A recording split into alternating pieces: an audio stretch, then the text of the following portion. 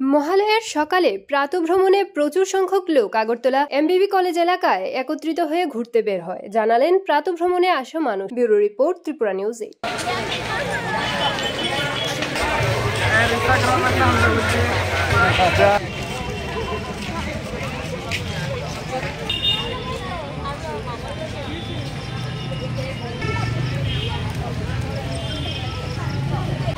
কেন আছেন? মানে প্রত্যেক দিনই কি আসে?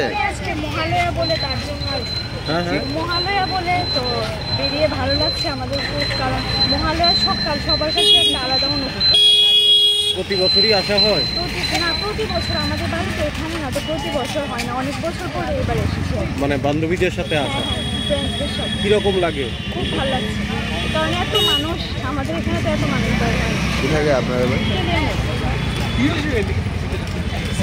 আমরা মহালয়ার উপলক্ষে আজকে বেরোলাম আর সবাই মিলে একটা আনন্দ ফুর্তি করার জন্য।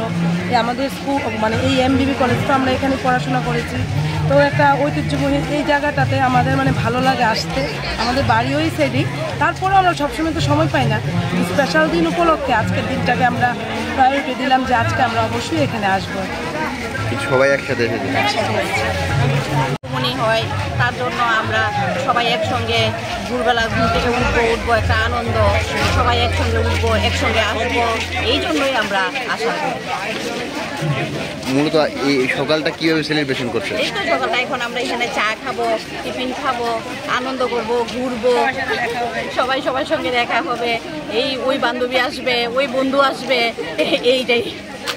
তার মধ্যে বিশেষ শরৎকাল পুজো আসছে, এইটা আজকে থেকেই আমাদের একটা আনন্দ, পুজো এটাই।